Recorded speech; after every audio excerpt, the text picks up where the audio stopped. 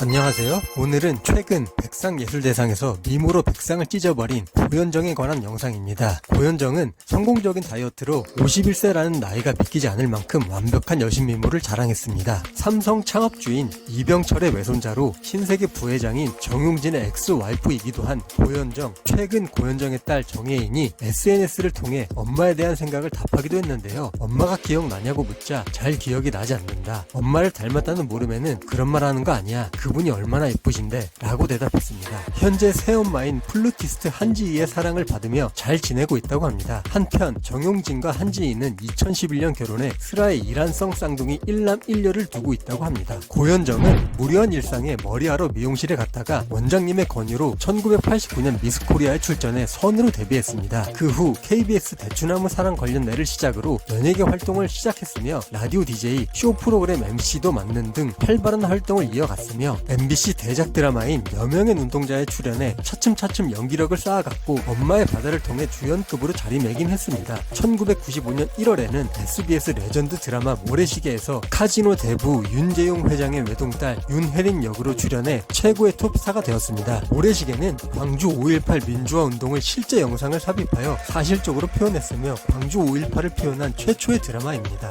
모래시계 종영 이후 신세계그룹 부회장인 정용진과 결혼을 하고 호련히 연예계를 떠나 엄청난 화제를 불러일으켰습니다. 그러나 2003년 이혼하게 되고 이혼 원인을 두고 많은 루머들이 돌기도 했습니다. 그리고 2009년 1월 무릎팍도사에서 루머들은 사실이 아니라고 밝혔습니다. 고현정은 인터뷰를 통해 아이들에 대한 그리움을 내비치기도 했습니다. 특히 SBS 플러스 현정의 틈에서 자녀들을 임신했을 때 행복했다는 이야기와 함께 어린 아이들을 애틋한 눈길로 바라보고 껴안기도 했습니다. 이혼 후 고현정은 2005년 1월 SBS 드라마 봄날을 통해 복귀했습니다. 그리고 여우야 뭐하니, 히트에 출연하는 등 활발한 작품 활동을 이어나갔고 선덕여왕에서 미실역을 맡아 카리스마로 신드롬을 터뜨리며 역시 고현정이다 라는 평가를 받았습니다. 선덕여왕 촬영 당시 제작진 전원에게 당시 광고 모델로 활동하던 닌텐도 DS 150대를 사비 2천만원을 들여 선물했고 8회 분량 출연료 총 2억원 상당에 대해 출연료 없는 연장에 동의하거나 물과 식사, 화장실이 제대로 제공되지 않는 작업 환경의 개선에 대해 목소리를 높였습니다. 50회의 마지막 촬영 장면에서는 스태프 전원이 고현정을 축하해주기도 했습니다. 선덕여왕으로 MBC 연기대상의 대상 수상을 하고 백상예술대상 TV부문 대상, 한국 PD 대상, 탤런트상, 서울 드라마 어워즈, 한류스타상 등을 석권하여 완벽한 1인자의 자리에 올랐습니다. 그 후 출연한 SBS 드라마 대물이 첫 방송에서 동시간대 시청률 1위를 차지함으로써 여자 배우 중 유일하게 5작품 연속 동시간대 시청률 1위의 기록을 가지고 있습니다. 대물에서는 광고 매출 100억 원을 넘기고 한국갤럽이 조사한 올해를 빛낸 탤런트 1위의 고현정이 올랐습니다. 이를 바탕으로 SBS 연기대상에서 대상을 수상했습니다. 고현정은 통이 크고 배우들과 스태프들을 아끼는 성격입니다. 이광국 영화감독은 12년의 시간 동안 내가 경험한 고현정 배우는 언제나 훌륭한 배우였고 카메라 뒤에서는 누구보다 따뜻하고 배려심이 많은 사람이라고 말했습니다.